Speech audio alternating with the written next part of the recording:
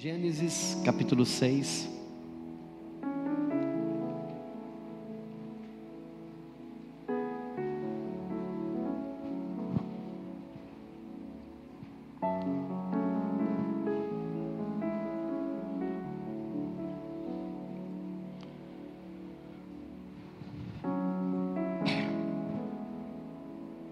A partir do versículo 9.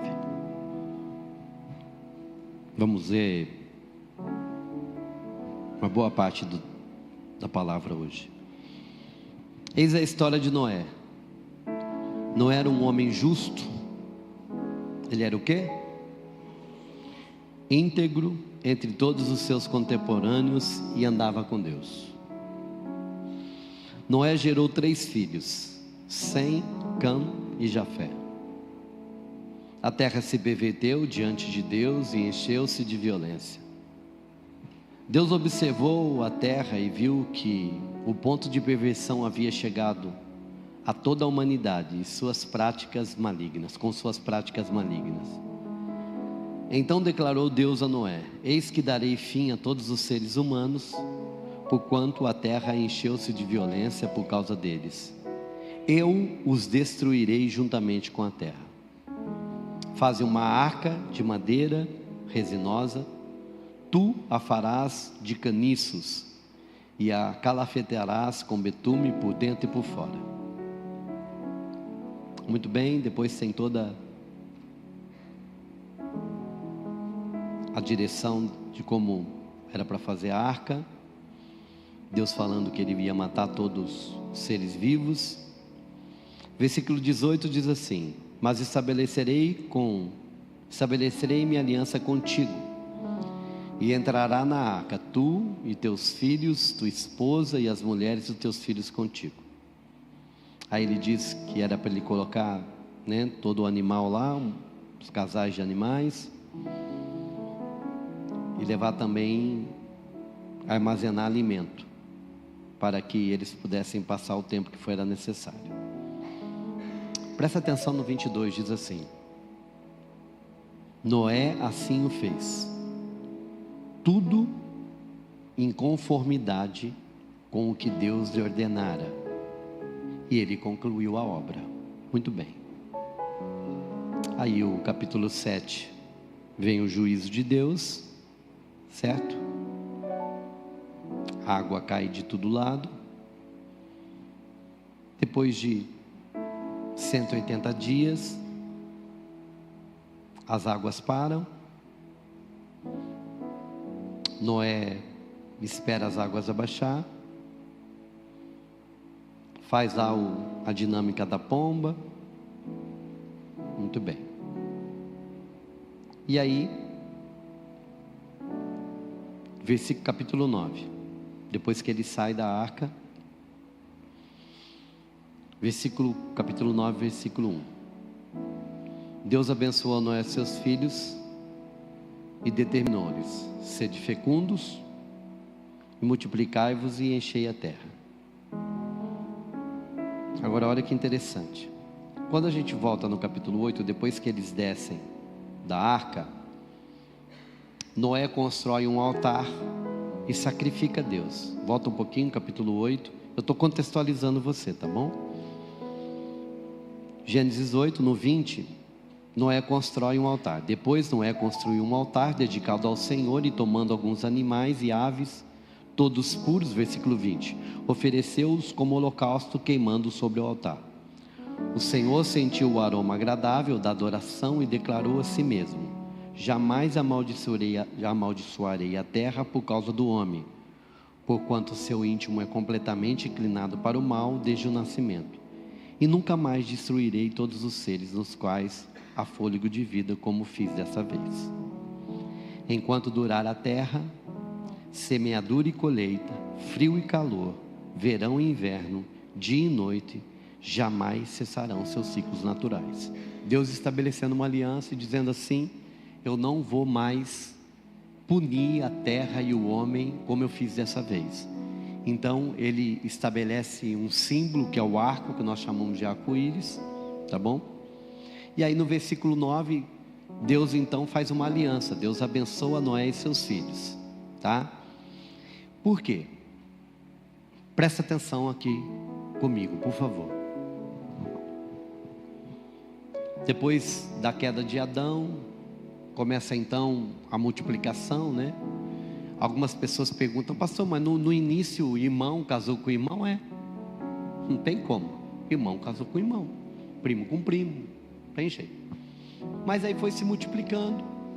Mas chegou um momento em que havia tanto pecado na terra, a iniquidade tinha se multiplicado tanto, que Deus olha e diz assim: que é isso? Ele olha para o coração do ser homem, do ser humano, e ele diz assim: eles só pensam maldade, eles só pensam coisa que não deve, eles só fazem coisas ruins. E aí a Bíblia diz que Deus se entristece por ter criado o homem, e ele toma uma decisão: eu vou acabar com tudo. Mas o texto diz que Deus, e é interessante, eu gosto dessa versão da King James, que ela diz assim: e Deus, Ele deu graça e misericórdia, Ele alcançou Noé com sua graça e misericórdia. Algumas versões dizem assim: Deus achou graça em Noé. Não é Deus que achou graça em Noé, porque Noé não tinha graça. É Deus que libera a sua graça em Noé. Preciso que você acompanhe comigo. Deus olha para Noé, e Deus então lhe dá graça e misericórdia. Quer ver? Deixa eu achar o texto. Aí: contudo, Noé, o Senhor, demonstrou, Deus deu a ele sua graça e misericórdia.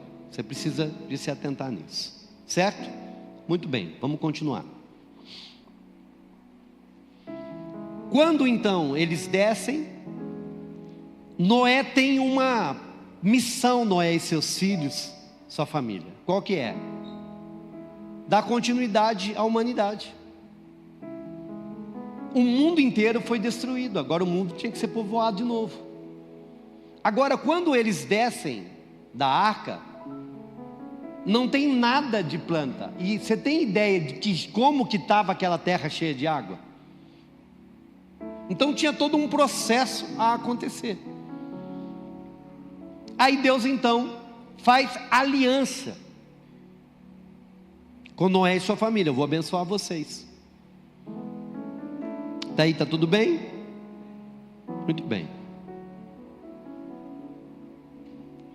Versículo 13 diz assim, quando ele faz a aliança com Noé: colocarei o meu arco nas nuvens, quando eu falei do arco-íris,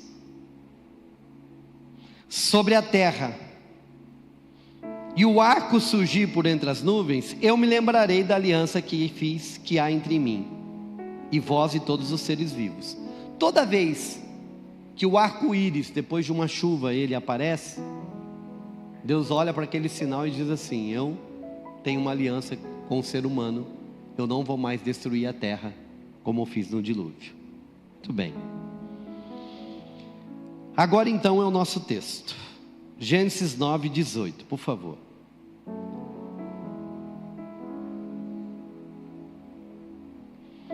Os filhos de Noé que saíram da arca foram Sem, Cã e Jafé. Cã é o pai de Canaã. Esses três foram filhos de Noé, e a partir deles se fez o povoamento de toda a terra. Foi o que eu acabei de dizer. Versículo 20: Noé era cultivador e foi o primeiro a plantar uma vinha. Preste atenção, versículo 21. Bebeu o vinho que havia feito e embriagou-se e ficou dentro de sua tenda. Cã, pai de Canaã, notou que seu pai estava nu e foi contar aos dois irmãos que estavam do lado de fora. Então Sem e Jafé tomaram uma capa, levantaram-na sobre os próprios ombros e, andando de costas para não verem a nudez do pai, cobriram-no. Quando Noé acordou da sua embriaguez, lembra? Acordou da sua embriaguez, soube que Cã, seu filho mais jovem, havia feito. Então esbravejou Noé: maldito seja Canaã, escravo de escravos serás para seus irmãos. E acrescentou: bendito seja o Senhor, o Deus de Sem, e seja Canaã seu escravo. Que Deus amplie o território de Jafé, habite ele nas tendas de Sem, e seja Canaã seu escravo. Fecha teus olhos e vamos pedir para Jesus nos ajudar. Pai, fala aos nossos corações através da Tua palavra, em nome do Teu Filho Jesus. Que eu seja uma pena na mão do escritor, um instrumento na mão do músico, um martelo na mão do marceneiro. Faz, ó Deus, aquilo que o Senhor quer fazer. Eu me escondo atrás da cruz de Cristo, que a Tua graça me alcance, que apesar de mim, o Senhor possa falar com os meus irmãos nessa manhã, em nome de Jesus. Nós estamos nas nossas 7 ministrações de ceia, e hoje eu gostaria de falar sobre a mesa da misericórdia.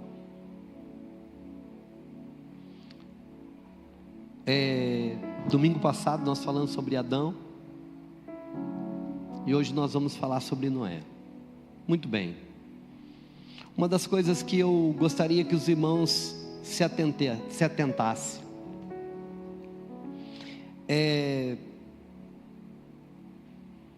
a mesa de Noé. Ela nos traz uma mensagem que de cara a gente já percebe que tem alguma coisa errada. Uma das coisas que eu vejo e é muito interessante, e como eu disse logo na abertura do nosso culto, quando a gente olha para a vida de Noé, a gente percebe algumas coisas. E o que é? Quando Noé, ele recebe um direcionamento sobrenatural de Deus, que Deus chega para ele e fala assim: Noé, eu vou acabar com todo mundo e você vai construir uma arca. E ele dá toda a direção de como era para Noé construir a arca. A Bíblia diz que Noé passa quase 120 anos construindo essa arca, e ele traz toda a família, ele envolve toda a família nesse projeto.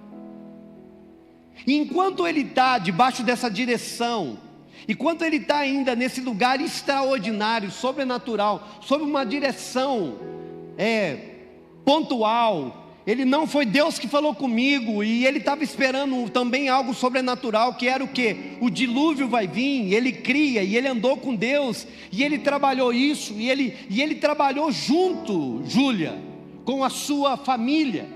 Sabe o que ele está dizendo? Ele falou assim: eu creio no que Deus disse. E o que vai acontecer?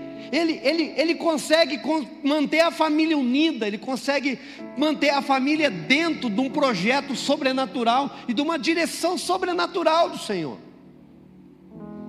E acontece tudo como Deus diz. A palavra se cumpre, o dilúvio vem, morre todo mundo, e é algo sobrenatural. Mas aí o que acontece? Ele desce então da arca, agora com uma missão. Qual que é a missão? Agora não é mais esperar o sobrenatural, agora é viver o ordinário, é viver o cotidiano, é viver o dia a dia.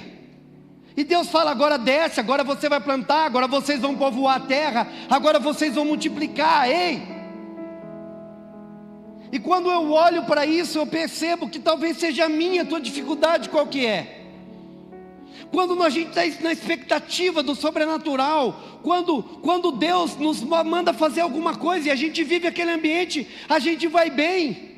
Ou a gente pode colocar, quando nós estamos no ambiente da igreja, num ambiente onde a gente está preparado, está sensível, pelo menos com o coração pronto, entendendo: não, eu estou numa igreja, Deus está falando, a gente está cantando, a gente está orando, e você parece que se coloca num lugar que é mais fácil obedecer, que é mais fácil ser direcionado. Mas quando você vai para o cotidiano, para o dia a dia, aí é o desafio, aí fica mais difícil. Ah, pastor, mas é que você não tem que negociar. Ah, pastor, é porque você não tem que aguentar patrão. Ah, pastor, porque você não tem que aguentar cliente. Ah, pastor, porque você não sabe o que eu passo. Ah, pastor, você não conhece a vida da dona de casa, aquele negócio rotineiro, lava a louça, passa, lava. O Senhor não sabe o que é isso, ei. Mas é nesse lugar que a gente tem que tomar cuidado, porque é nesse lugar que pode haver o descuido, que é nesse lugar que a gente pode amargurar, que é nesse lugar que a gente se perde, não do sobrenatural, do extraordinário, mas do ordinário, do cotidiano. Uma coisa interessante que o texto diz, e eu quero que você acompanhe comigo, é que versículo 20 diz assim, o texto apresenta assim: e Noé era cultivador. Deixa eu te mostrar algo muito interessante.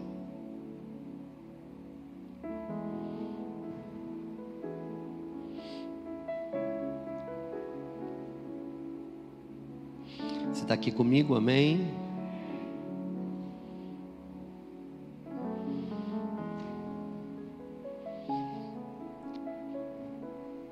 Quando a palavra diz assim, Noé era um agricultor, na verdade a tradução Noé era um agricultor, ela é um pouco simples demais. Por quê? Porque no original é na verdade assim, e Noé começou a ser um homem da terra.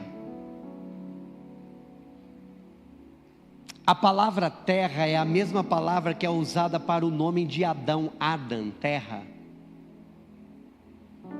O que o texto estava dizendo e apontando é que agora o novo homem da terra está sendo apresentado. O novo Adão para trabalhar a terra agora está sendo apresentado. Então não é que Noé então era agricultor porque era o que ele fazia antes. Não era. Mas agora então ele é o homem da terra. Ele agora é o próximo Adão que vai ter que continuar a humanidade. Só que esse Adão agora não é o Adão que foi colocado no Éden perfeito, que depois cai. Esse Adão agora é o Adão que ainda está com a natureza pecaminosa. É o Adão ainda que nós vamos perceber que vai precisar da graça de Deus, da misericórdia de Deus, apesar de o próprio Deus dizer que ele é íntegro, justo e que andava com Deus.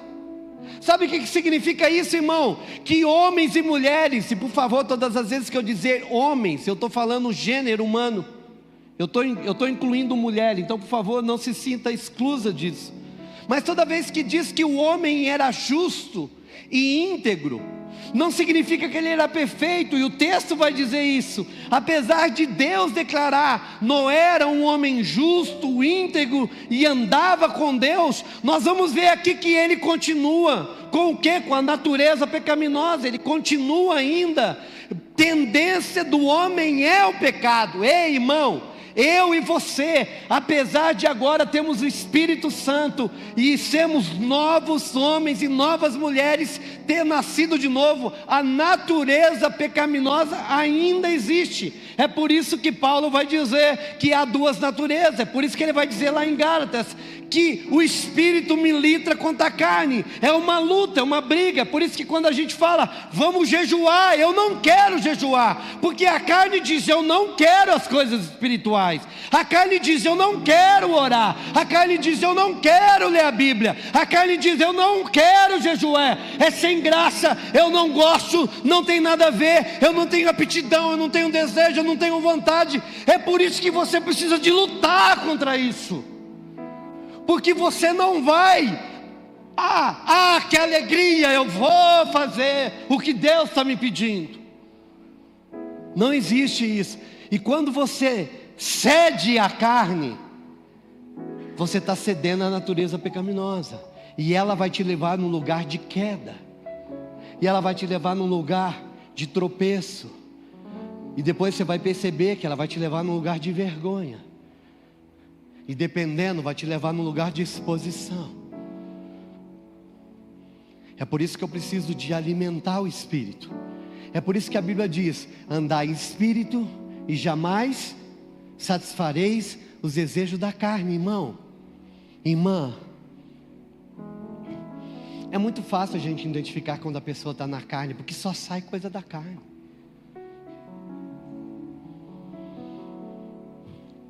É interessante o que, pastor?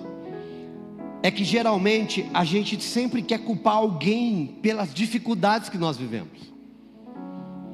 Nós queremos sempre responsabilizar alguém por aquilo que a gente está vivendo, e muitas vezes o que nós estamos vivendo tem mais a ver com as nossas escolhas de como estamos vivendo, do que a responsabilidade de alguém que fez alguma coisa para nós. Acontece. Mas eu quero te dizer, meu irmão, que tem um Deus que cuida de mim e de você. Eu amo aquela canção do Kleber e Lucas. Eu preciso aprender um pouco aqui, eu preciso aprender um pouco ali, eu preciso aprender mais de Deus, porque Ele é quem cuida de mim. Se uma porta se fecha aqui, outra porta se abre ali. Eu preciso aprender mais de Deus, que Ele é quem cuida de mim. Deus cuida de mim. Pegou? Você está meio devagar aí. É o tom, bispo. Ó, cortaram o Gabriel ali, ó. Ei, tá saindo. Vai lá então. Deus cuida de mim, na sombra das suas asas. Deus cuida de mim. Eu amo a sua casa e não ando sozinho, não estou sozinho, pois sei. Deus cuida de mim. Deus cuida de mim, na sombra das suas asas. Deus cuida de mim. Eu amo a sua casa e não ando sozinho, não estou sozinho, pois sei. Deus cuida de mim. Deixa eu te falar uma coisa. Por que você não decide abraçar essa verdade amanhã? Em vez de você entrar na caverna da autocomiseração, nossa, que dificuldade, quantas coisas, tal, e a gente começa então a apontar a metralhadora e culpar todo mundo. Por que você não fala assim? Deus cuida de mim hoje. Me ajuda, Senhor.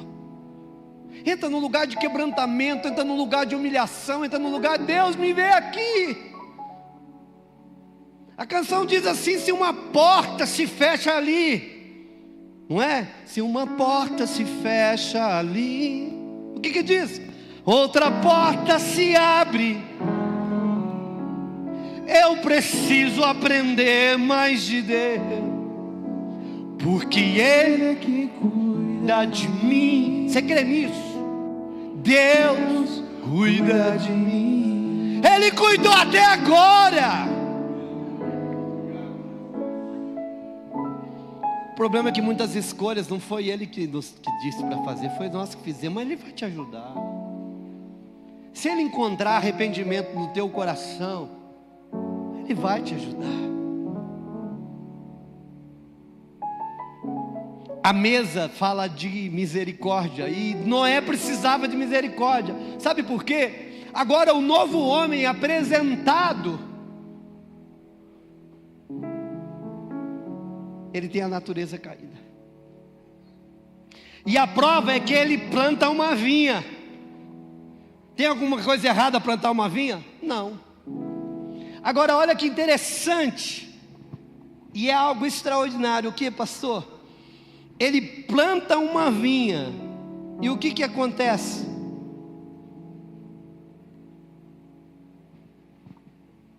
Quem bebe muito vinho embriaga. Irmão, deixa eu falar uma coisa. Não transforme aquilo que Deus te deu como bênção em maldição. Não tinha problema nenhum com a vinha, mas o uso da vinha transformou em maldição. A vinha que depois ele pega o fruto, que é a uva, e transforma em vinho, que é símbolo de alegria, é transformado em vergonha. De repente aquilo que Deus te deu para te dar alegria, está te trazendo vergonha. Sabe por quê? Por causa do excesso, porque está excedendo. O uso daquilo que Deus deu para trazer alegria, está transformando em tristeza, e nós vamos perceber que acabou com uma família.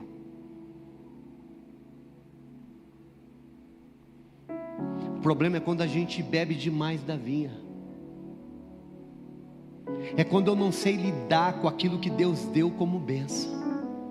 Quando a vinha, ela toma todo o lugar do meu coração.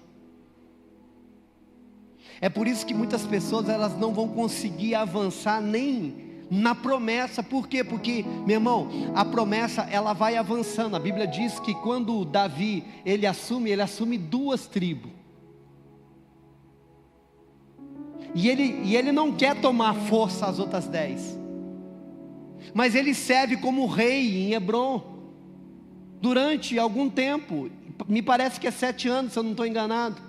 E depois Deus vem e traz as outras 10. Ei, irmão, a promessa que Deus me deu e te deu já está pronta.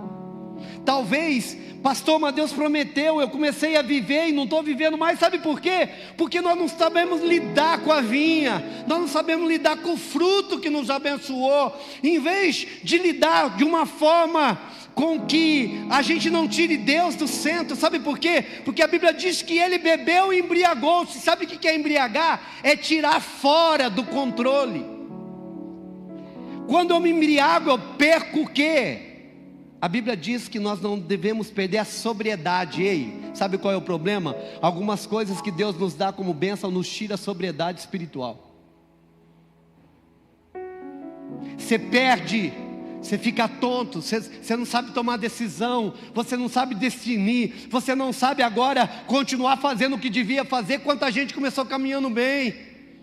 Quantas vezes as pessoas chegam na comunidade e chegam toda destruída, e ela decide, não, eu vou servir a Deus, e ela não perde um culto, ela participa de tudo, mas de repente Deus começa a abençoar, começa a fazer, aí meu irmão, agora não dá mais, eu tenho que cuidar daquilo, eu tenho que cuidar daquele outro, agora eu tenho viagem, agora eu tenho chácara para cuidar, agora eu tenho apartamento, agora eu tenho isso, agora eu tenho aquilo, e vai tomando tempo, e o cara vai embriagando, aí não tem mais jejum, não tem mais oração, não tem mais quebrantamento, não tem mais disposição de estar nos trabalhos, aí não tem mais Deus, e aí o camarada está totalmente embriagado por aquilo que devia ser bênção, não é mais.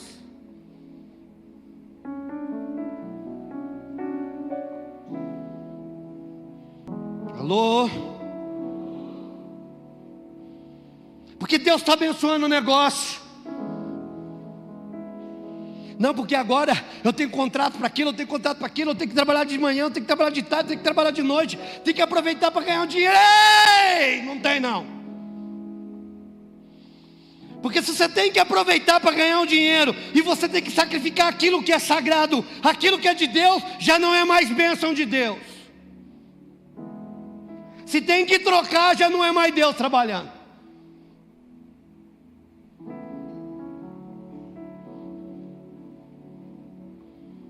Não, irmãos, ou a gente usa como prioridade. A Bíblia diz assim em Mateus 6,33: mas buscai primeiro o reino de Deus, e todas as coisas vos serão acrescentadas. Todas. Eu quero voltar aqui. A palavra Yarim, que é vinho, me acompanhe por favor. Ela é um substantivo, e ela ocorre mais de 140 vezes no Velho Testamento. Ela geralmente está associado a alegria, B, sangue, aliança, revelação.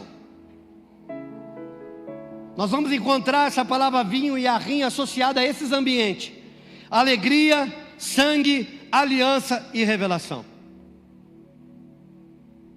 E ali agora, o vinho, na verdade, ele simboliza a aliança. A aliança que Deus tinha feito com Noé e seus filhos. Eu vou abençoar, sede fecundos, multiplicai-vos. Irmão, quando a Bíblia diz sede fecundos, é a capacidade de gerar. E não é só gerar filhos. Irmão, quando Deus diz assim, sede fecundos, Ele está dizendo, vão gerar bons negócios, vão gerar bons relacionamentos, vão gerar bons casamentos, vão multiplicar. Sede fecundos, gerem vida em tudo que vocês colocar a mão. É muito mais do que gerar um bebê. É muito mais do que isso daí. E como que o elemento do vinho é a representatividade disso. Agora ele também, a diferença do remédio para o veneno é a dose, sabia? A diferença do remédio, do veneno para a cura, é a dose. O mesmo remédio que te cura pode te matar, dependendo de como você o usa. É por isso que você precisa do quê? De um médico para prescrever direito. Então cuidado com a dose daquilo que é vendendo, daquilo que Deus deu como alegria, Deus deu como cura. Ah, pastor, eu não podia gerei um filho agora. Oh, Deus está te curando, Deus está te abençoando, mas o filho vira idolatria dentro de casa. Tudo agora orbita em cima dele. Ah, não pode ir na igreja porque coitadinho não pode tomar. Aquele ar condicionado não tem jeito. Ah, não aguento o barulho. Não dormiu de noite, não dormiu de dia, não tirou o soninho da tarde. Ah, fiquei com dó de acordar de manhã.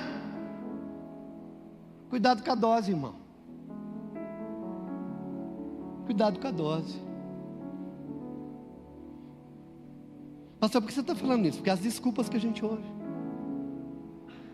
Ah, pastor, sabe, eu estou meio sumido, sabe por quê? Porque está aparecendo muito serviço, tem que aproveitar agora. Então eu fiz um contrato, eu fui para lá, eu fui para cá, eu fui para lá. Ah, pastor, não está dando, sabe por quê? Porque eu trabalhei até de madrugada e não deu para mim trabalhar, e não deu para mim vir na igreja. Engraçado que você pode trabalhar até de madrugada quando você está no horário de serviço, todo dia você está de manhã lá do mesmo jeito. Irmão, tudo aquilo que é prioridade na minha vida eu faço. Repete comigo, tudo que é prioridade na vida eu faço. Marca uma viagem da boa, que você pagou semanas ou meses ou ano, e você passa o dia inteiro no hospital, de madrugada, mas o avião você tem que estar lá. Eu duvido que você não ressuscita, e um milagre acontece na hora que você vai arrumar a bolsa. Eu não estou muito bom, não, mas Deus vai abençoar a hora que eu entrar no avião, vai melhorar. Não é mesmo? A hora que eu entrar no carro, eu vou beber no Gatorade e vou parando no banheiro. Ah, não deu, estou com diarreia. Não dá, irmão, tem 5 banheiros na igreja. Tem até mais. Pode usar até o meu, se você precisar. Claro que eu estou sendo exagerado, irmão, mas deixa eu te dizer uma coisa, prioridades. Cuidado com o que você está fazendo, Carvinha. Cuidado. Agora, olha que interessante. Você está aqui comigo, amém? Ele diz que bebeu e embriagou-se. A palavra embriagou-se, nós vamos encontrar ela em vários contextos. E eu quero que você acompanhe comigo, por favor. A palavra embriaguez, depois que ele se embriaga, na verdade, ele fica nu. Eu quero trabalhar, vou pular embriaguez, eu quero trabalhar com a nudez. E Noé ficou nu. A palavra nudez, nós vamos encontrar ela relacionada em alguns contextos. O que é? Vergonha. Nós vamos encontrar ela em Levítico, nas leis de exposição. Nós vamos encontrar ela no contexto de vergonha pública. E nós vamos encontrar ela ligada à quebra de honra. O texto diz assim, preste atenção comigo, por favor. E Noé bebeu, embriagou-se e ficou nu. Tudo bem. Senão eu vou cair. Obrigado pelo cuidado.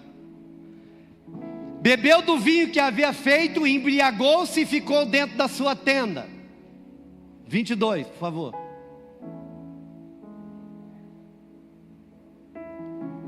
Volta ao 20, por favor.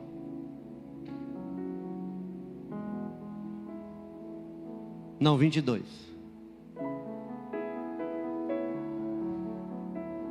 Ah, lá, vi. Cã, pai de Canaã, notou que seu pai estava pelado. Pelado choca mais do que nu. Nu é muito chique. Nu. Pelado é pelado. Escandaliza mais. Sim ou não? Nu é muito chique. Estava nu. Peladão. Agora ele estava pelado aonde? Não, onde que ele estava pelado, Danilo? Na tenda, não para fora. Ele errou de embriagar-se. Sim ou não? E tudo bêbado passou do limite. Coisa, não sei, irmão. Parece que bêbado a roupa pega fogo. Porque o cara fica bêbado. O que ele quer fazer? Fica pelado. Só tem um caso que o cara não estava bêbado, mas quis ficar pelado. O dia que o João Pedro passou de 10 para as 11. 10 anos para 11, não foi? Nós estávamos lá esperando, a Laurinha estava lá também, a Isabela. Cadê a Isabela? Não é Isabela. João Pedro tinha 10 anos. E aí deu meia-noite, ele fez 11. Ele começou a pular, chorar e falou assim: eu quero arrancar a roupa e ficar pelado. Aí a você ficou louco, rapaz. Acho que era muita alegria. Mas toda nudez, presta atenção, toda nudez não, toda embriaguez vai te deixar nu.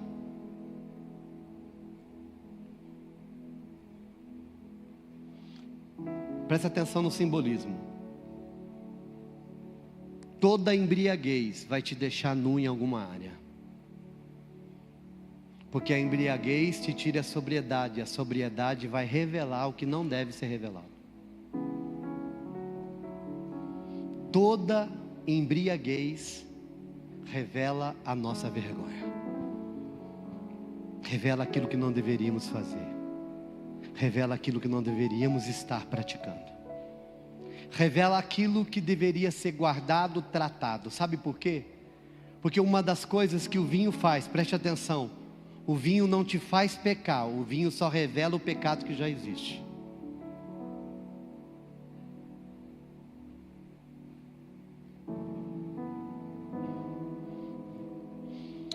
O cara bebe e começa a falar um monte de bobagem. Aí depois ele fica só e fala: não sei o que eu falei. Sabe sim. Estava tudo aqui dentro. O vinho só ativou a coragem de falar aquilo que ele pensa, aquilo que ela pensa.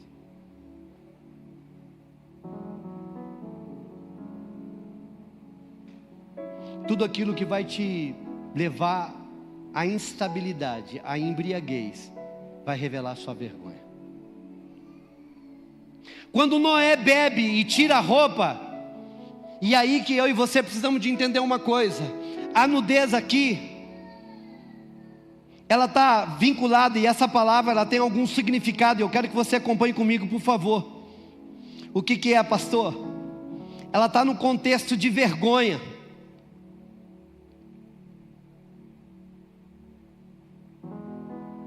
Ela está no contexto de exposição. Ela está num contexto de mostrar aquilo que deveria ser coberto. Pastor, por que a mesa da misericórdia? Porque olha que interessante. E aí eu preciso que você acompanhe comigo, por favor. O que, pastor? Olha aqui que interessante.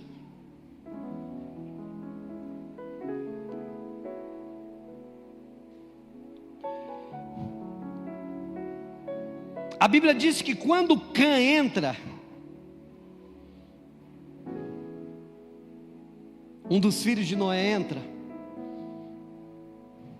ele vê o pai nu.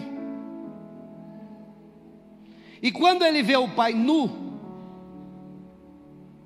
ele sai da tenda e vai contar para os irmãos: ó, o pai está nu. Ele vai expor a vergonha. Agora olha que interessante, Cã representa aqueles homens e mulheres que se alimentam da vergonha do líder, da autoridade, e que em vez de cobrir e cuidar, ele vai expor. É a teologia da exposição. Irmão, uma das coisas que eu acho o maior absurdo que nós temos hoje em dia, o que é, pastor? Sites de fofoca gospel. Tem gente que vive e ganha dinheiro contando de queda de igreja e pastor. Hoje o maior escândalo, irmão, a própria igreja aponta os erros, os defeitos e os problemas dela dentro da igreja, e o povo de fora só fica olhando e vendo. Entenda, irmão, ele estava nu, ele tinha pecado, mas ele estava na sua intimidade, ele estava dentro da tenda. Alguém que tinha acesso à intimidade, que era seu próprio filho, entra, e em vez de cuidar, ele vai lá e faz o quê? A teologia da propagação. Isso significa também que, sabe aqueles irmãos dentro da igreja, que fica com a orelha em pé para ver o que está acontecendo errado?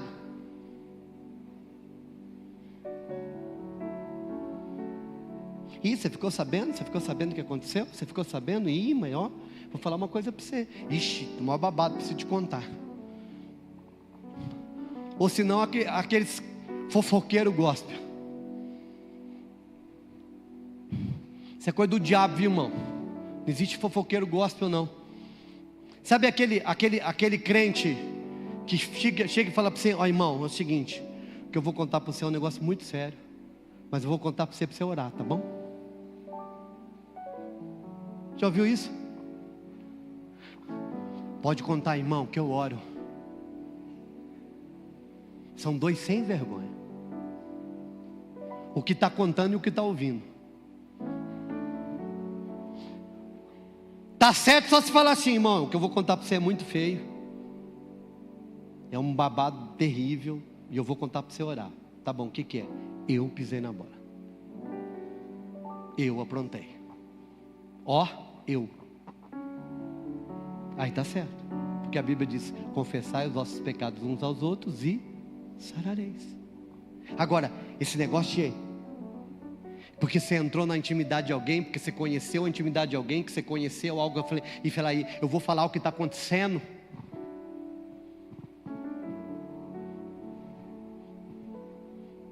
Irmão, deixa eu te falar uma coisa, não precisa de vir contar nada para mim. Você só vem falar comigo se você já conversou com o irmão, se você já orou com ele, se você já exortou-lo, se você já o exortou, se você já fez os passos que a Bíblia diz que manda. Fora disso, não vem falar comigo, não. Delatar, não, senhor. Por quê? Porque isso não é bíblico. A Bíblia diz que um homem chamado Cã, ele olhou para o pai, em vez de cobrir o pai, ele vai e deleta o pai aos irmãos. É povo que se alimenta da vergonha alheia, povo que se alimenta do corpo, da vergonha do corpo. Deixa eu te dizer uma coisa, quando você tem um defeito no corpo, você quer expor, você quer cobrir?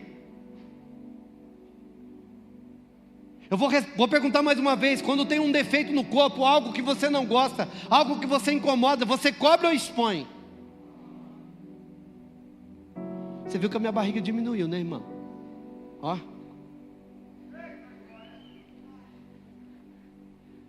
Mas quando eu estava com aquele barrigão, em nome de Jesus não vai voltar mais, se Deus quiser, e eu também, a maior dificuldade era cobrir. E a Marli ficava igual bulldog aqui. Cuidado. Antes da gente sair de casa, ela fala assim: faz o teste do aleluia. Teste do aleluia. Então tem que tomar cuidado ainda. Vai ter. Não sou que nem o Ezequiel, que fica com a camisa aqui, né, irmão? Tem uma raiva da camisa dele, não pode nem falar que tinha para ele. Então, faz o teste do aleluia. Faz o teste do aleluia lá também, pastor Francisco? É que você usa sempre por baixo, né? Então, não, faz o teste do aleluia. Se eu fizer o teste do aleluia, o Claudinho já viveu isso também. Faz o teste do aleluia, apontava a barriga. Não dá. Por quê? Porque não pode expor a vergonha. Você não quer ser ridicularizado. Você não quer mostrar aquilo que não deve ser mostrado. Sabe por quê? Porque o corpo cuida do corpo. Sim ou não? Ninguém expõe o defeito. Os caras bombadão. Sabe os caras bombadão? Eles usam aquelas camisas pequenininhas, né, irmão? Ele veste médio e compra P. É ou não é? Aí faz assim, que ele estufa. Ele está cobrindo ou expondo? Por quê? Porque é bonito. Ó, não sei quantos no supino. Pastor Nato, irmão, Deus tem que trabalhar muito no coração do pastor Nato ainda, pastor Francisco. Deus tem que trabalhar. Nós estamos treinando. Falando nisso, eu tenho que pedir perdão para o Dime, em praça pública. O Dime passou 3 anos aqui tentando fazer eu treinar, não conseguiu. Mas a previsão é que eu ia começar esse ano. Agora o Nato veio, eu estou lá com ele. Mas deixa eu falar uma coisa para vocês, irmãos. É uma soberba. Eu estou lá, então... Como é que chama aquele trem que você empurra para cima? Hã? Leg. Calça leg? Leg. E aí, eu coloquei 40, achando que eu estava abafando, né? Aí ele sentou e fez assim, ó. Eu falei assim, ô louco nada. Ele falou, não, eu usava 120 quando eu treinava.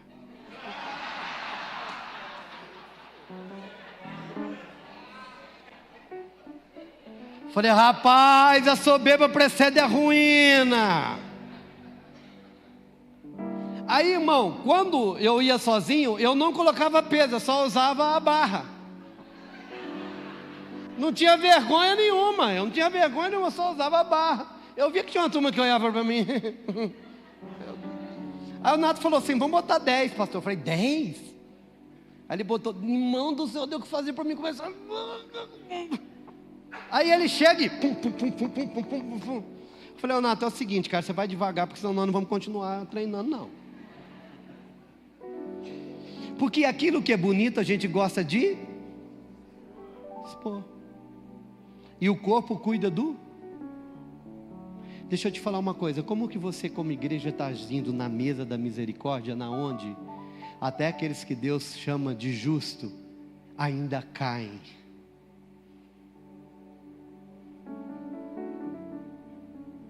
Porque essa mesa de hoje, ela não fala de exposição, ela fala de cobertura. Ela não fala de justiça, ela fala de graça.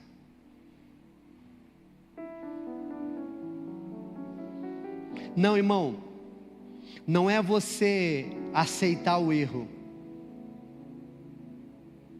É você cobrir o irmão para ajudá-lo, assumindo a dor da sua queda, para levantá-lo. Por quê, pastor? Porque olha o que acontece. Quando Sem e Jafé descobre, o irmão vai lá, o pai está bêbado e está nu na tenda. Olha que interessante que eles fazem. E eu achei isso daqui extraordinário. O que é? A Bíblia diz que eles entram, eles pegam uma capa e entram de costa.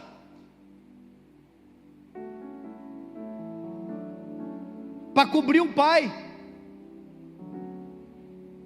Ei, eles sabiam do erro, mas não queriam se alimentar do erro. Eles sabiam da queda, mas não queriam se alimentar da queda. Eu não preciso de ver o meu pai nu.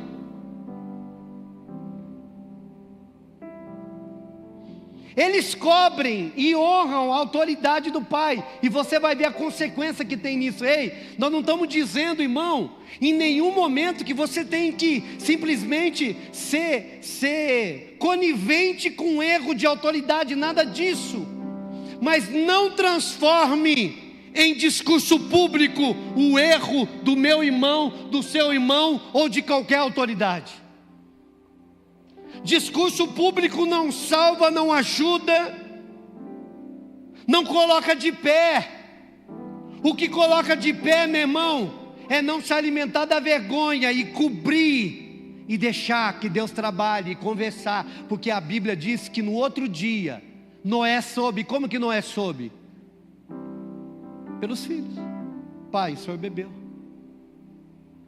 o senhor se embriagou e o senhor ficou nu.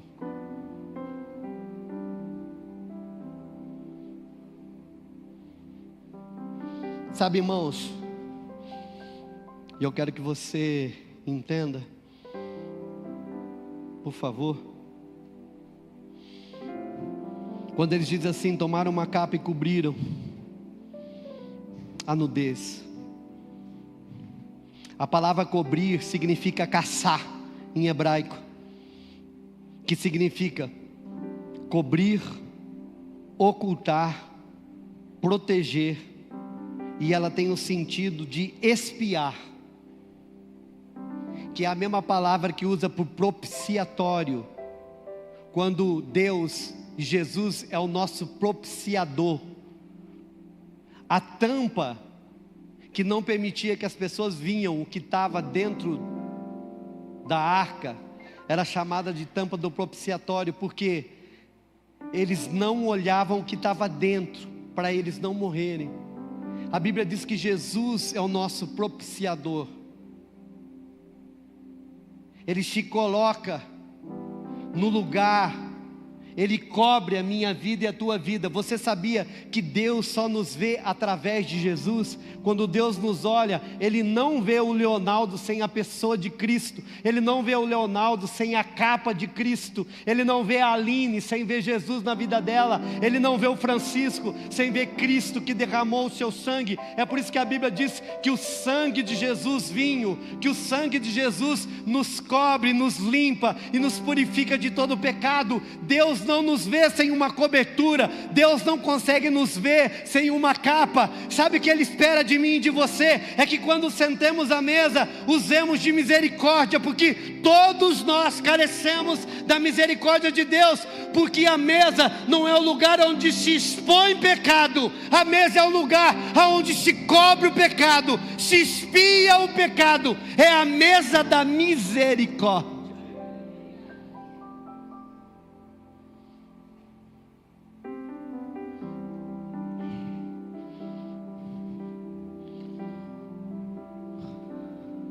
Onde o pecado é exposto, a graça cobre. Isso ecoa sobre a Bíblia. Gênesis 3, Deus cobre Adão e Eva. Lembra quando eles caem e estão nus? Vergonha, lembra disso? Eles se embriagam da árvore do conhecimento do bem e do mal. A vergonha é exposta. A Bíblia diz que Deus tem que matar um animal, tirar o quê? O couro, tirar a pele e transforma em roupa, para cobrir o quê? O pecado. Sabe qual é o problema da igreja de hoje? Ela não reconhece que é pecadora. Sabe qual é o teu problema e meu problema, irmão? A gente consegue ver pecado nos outros, não na gente. Se você é aquele que consegue ver erro só nos outros e não em você, a probabilidade de que você teve um encontro com Jesus é muito pequena. A Bíblia diz lá em Isaías capítulo 6, que quando Isaías, ele tem a revelação de Deus, e ele diz, e eu vi o Senhor assentado num alto e sublime trono, e as suas vestes cobriam todo o templo, e eu disse, ai de mim, que sou um homem pecador, que sou um homem de impuros lábios, e habito no meio de um povo de lábios impuros. Olha que interessante, ele primeiro vê o seu pecado, para depois ver o pecado dos outros. Sabe quando a Bíblia diz assim, amai-vos uns aos outros? E a Bíblia diz assim: amará o teu próximo como você ama você mesmo. A ideia do texto é assim: se você é um julgador dos outros, use a mesma medida que você usa para você, para julgar os outros. Sabe por quê? Porque quando eu erro é uma falha, quando os outros erram é pecado. Falhei e o outro pecou. Tudo aquilo que eu faço é amenizado. Sabe aquela expressão que eu e você usamos demais para nós mesmos quando erramos? Deus entende. Por que você não usa o Deus entende para o outro quando cai? Deus entende que ele errou, mas para mim eu digo, não, Deus entende. Deus sabe que no meu coração, então usa a mesma régua para o outro. Sabe, meu irmão, nós precisamos de uma movimentação terapêutica e curadora na igreja. Um dia alguém chegou para mim e falou assim: pastor, como é que o senhor lida com uma liderança tão eclética, tão diferente uns dos outros? Porque a nossa liderança aqui é assim. São pessoas completamente diferentes umas das outras, até de mundo, de visão de mundo. Cada uma tem uma forma de ver e de se movimentar. E eu disse assim: faz muito tempo que eu aprendi uma coisa, irmão. O que eu aprendi? Maximizar as qualidades e minimizar os defeitos. Maximiza as qualidades e minimiza os defeitos. Naquilo que a pessoa é boa, celebra, aplaude, expõe. Fulano é bom nisso, fulano é bom nisso, fulano é bom nisso. Você me vê sempre elogiando os líderes em alguns pontos, mas você não me vê aqui expondo na onde eles têm problema. Por quê? Porque a teologia da mesa não é exposição, é cobertura. Porque a cobertura a gente trata no particular, ou muitas vezes a gente trata no altar de Deus orando. Sabe por quê, meu irmão? Porque quando eu olho a figura da capa, eu vejo Deus no Éden cobrindo Adão e Eva com a pele de animal. Eu vejo Sem e Jafé cobrindo Noé com uma capa. Eu vejo Davi na mesa com Mefibosete e a toalha da mesa cobrindo os efeitos daquele aleijado. Eu vejo o sangue de Jesus cobrindo o pecado de todos nós. Agora, sabe qual é o problema? Tem uma dinâmica da igreja que a mesa não é para pecador, ela é para quem não erra. A mesa é o ápice da performance cristã, e quem peca não se aproxima dela. Não, a mesa é para cobrir pecado de quem ainda nem se arrependeu. Porque a dinâmica do evangelho é que Jesus morreu por nós, sendo nós ainda.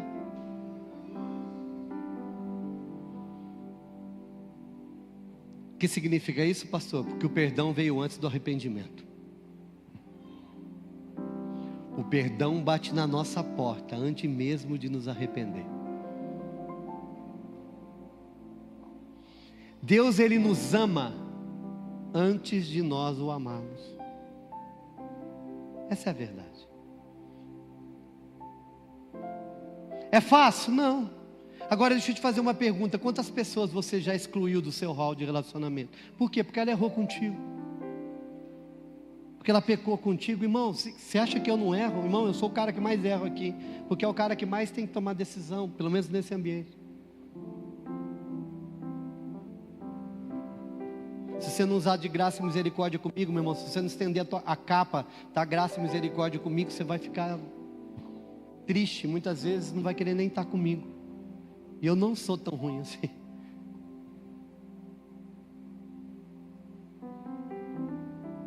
Sabe, meu irmão, quando a igreja entender que nós precisamos de trabalhar numa dinâmica de curar uns aos outros, use o mesmo perdão e a mesma misericórdia que você tem para você, como para o que você tem com os outros. Sabe por quê? É fácil a gente perdoar quem a gente ama, mas é muito difícil a gente perdoar quem a gente não ama. Sim ou não? É fácil a gente revelar os erros de quem a gente ama. Eles já não são tão grandes, eles já não se tornam tão erros. Mas relevar e perdoar erros de pessoas que a gente não gosta se torna barreiras intransponíveis. E aí, meu irmão, já não é mais graça, é condenação, é justiça própria. E se a justiça própria é a partir de você, você perde a justiça de Deus na sua vida. Porque Ele diz: perdoai-vos como eu vos perdoei. Porque se vocês não perdoarem, eu também não perdoo vocês. Não sou eu que disse, é a Bíblia que diz.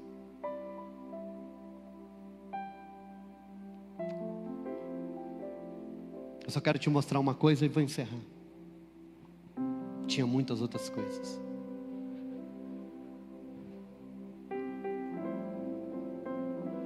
A ceia não é para quem não cai, a ceia é para quem nunca se expõe. É para quem precisa de ser coberto. A ceia não é para quem cai, não é para quem nunca se expõe. É para quem precisa ser coberto. Jesus pega o vinho e diz: esse é o meu sangue da aliança.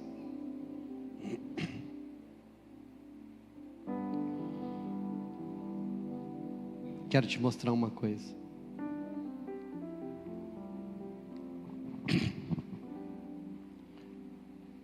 Quando o 100, preste atenção, por favor, isso é muito importante.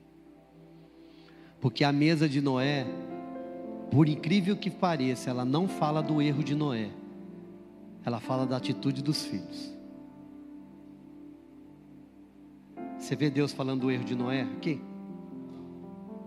Não é erro de ter se embriagar e ficar pelado? Mas você vê Deus falando disso? Mas você vai ver que o texto vai parar na onde? No comportamento dos filhos. Um que se alimenta da vergonha e transforma em notícia pública. E vai falar de 2 que não quer se envergonhar, mesmo sabendo. Irmão, mesmo que você saiba que tem alguma coisa errada, não se alimenta disso não. Que não vire conversa nas suas mesas. Porque eu sei que alguns anos atrás, a igreja era conversa nas mesas do que era errado. Você sabe que tem muito filho que não quer vir para a igreja de tanto ouvir pai e mãe falando das coisas erradas na igreja? Sabia disso? O que você está falando perto do seu filho e da sua filha? Agora, olha que interessante. Sem Jafé, eles entram de costas, eles não se alimentam da vergonha, do problema, do pecado, eles cobrem o pai. Nós entendemos aqui o que é cobrir.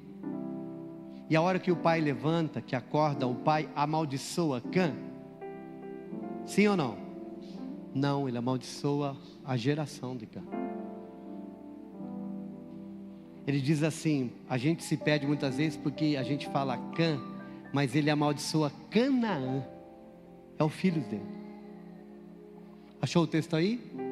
Então esbravejou Noé: maldito seja Canaã. Ei, olha para mim agora que eu vou falar algo muito forte.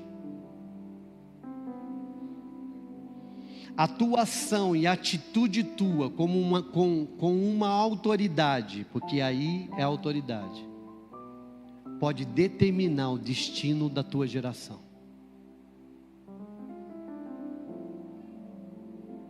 Eu vou repetir. A atitude e ação tua como uma autoridade pode determinar o destino da tua geração. Quem pode pagar seus filhos? Não é o que eu estou dizendo, é a Bíblia. Maldito seja Canaã, escravo de escravos. Pula 26, por favor. Bendito seja o Senhor, o Deus de Sem. 27. Que Deus amplie o território de Jafé, habite ele nas tendas de Sem. A postura dos 2 filhos trouxeram a geração vindoura deles bênçãos extraordinárias. Só deixa eu te falar uma coisa. Sabe o que aconteceu com a descendência de Sem? Sabe quem que foi Sem? Sem foi o pai. E de Sem veio Abraão, Isaac, Jacó e a descendência do próprio Messias, Jesus, o Filho de Deus. Porque na raiz humana da qual Jesus descende, lá no início, 2 homens tiveram uma atitude, a primeira ação redentiva de cobrir o pecado de quem não merecia.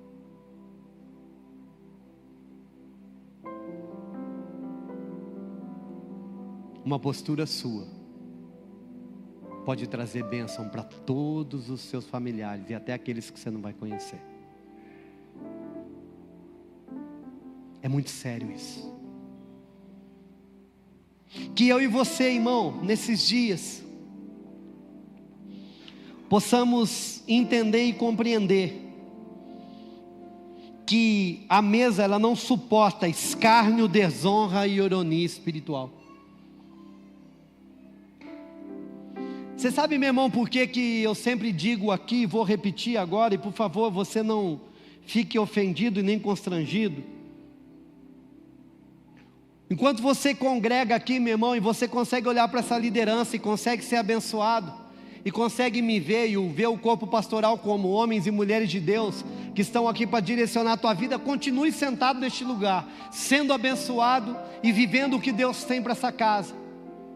Mas o dia que você entender, que você começar a olhar e começar a entrar na teologia do descárnio, na teologia de não é bem assim, da teologia do que você viu o que o pastor fez, você viu o que o bispo fez, eu vou te dar um conselho: sai rapidamente, venha, pede bênção e vai embora. Por quê, pastor? Porque você pode estar colocando a risco a sua vida e de seus filhos e dos filhos dos seus filhos. A Bíblia não diz que não foi pecado, porque embriaguez é pecado, nudez é vergonha. Mas você percebe que você vai entender porque que no capítulo 6 a Bíblia diz que Deus, Ele derramou graça e misericórdia sobre a vida de Noé. Eu vou te salvar, eu vou te manter, mas você precisa de continuar recebendo da minha graça e da minha misericórdia. Amém, irmãos? Vamos comer dessa mesa. Qual mesa, pastor? A mesa que cobre os nossos pecados, a mesa que elimina e que nos purifica e que nos santifica. Diaconia.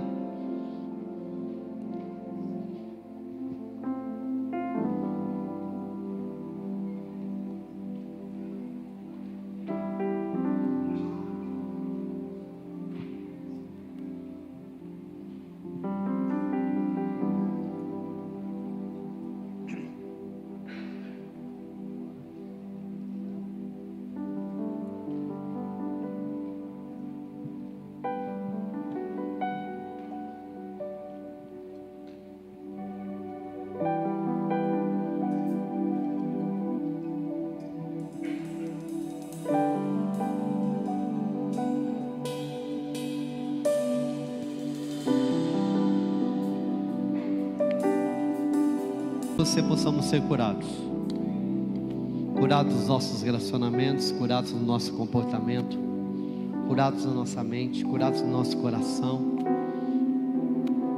Que a mesa da misericórdia alcance minha vida, alcance sua vida, alcance sua família, alcance nossa igreja. Que não sejamos mais propagadores da vergonha alheia,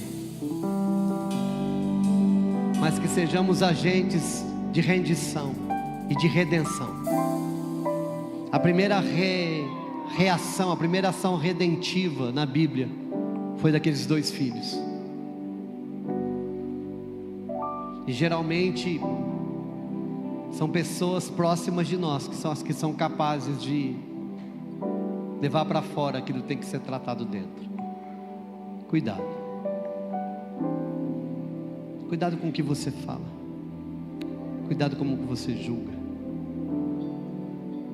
A mesa é a capa que cobre os meus defeitos e os seus defeitos.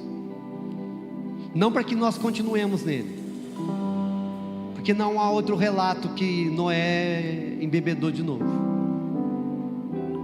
E ele morreu com 930 anos, e a Bíblia não relata que ele embriagou outra vez. Não relata. Isso significa que qualquer um de nós pode cometer qualquer tipo de coisa que você pode imaginar, as mais horrendas. Mas o nosso pecado, não, o problema é que a gente tem transformado as pessoas nas suas quedas. Não faça isso. Sabe o pecado de Caim, quando Deus põe uma marca nele para que ninguém o matasse? Muitas vezes a gente marca as pessoas por aquilo que elas caíram, e nunca mais no nosso coração há graça para a vida delas. Não.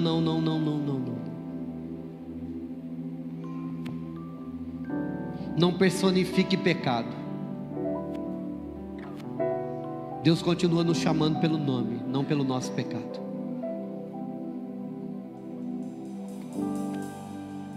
Não chame as pessoas pelos seus pecados. Eu lembro de Mateus capítulo 1, versículo 40, que a Bíblia diz assim: aproximou-se dele um leproso. O autor relata isso porque aquele homem que tinha nome já tinha perdido o nome. Ele tinha se transformado na doença que ele carregava. Não vamos transformar as pessoas naquilo que elas mais querem ser esquecidas. Ei, olha lá o gay. Ei, lá o mal pagador. Ei, olha lá o mentiroso. Ei, olha lá. Não.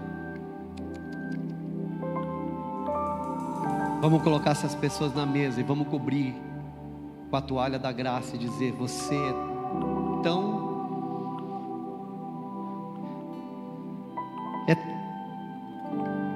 tão merecedor do que eu como eu e meus filhos. Foi o que Davi fez com Mefibosete. Que nesse ano possamos promover nas nossas casas a mesa da misericórdia. Quando começar alguém falar de alguém, falar mal, você fala: bênção da misericórdia. Vamos lembrar de Noé. E vamos colocar eles na mesa com honra. Ah, lembrou que a pessoa errou. Alguém fala assim: vamos orar por ela agora. Vamos liberar uma palavra de bênção para ela, porque a graça precisa de alcançá-la. Quando eu libero graça, eu recebo graça. Amém?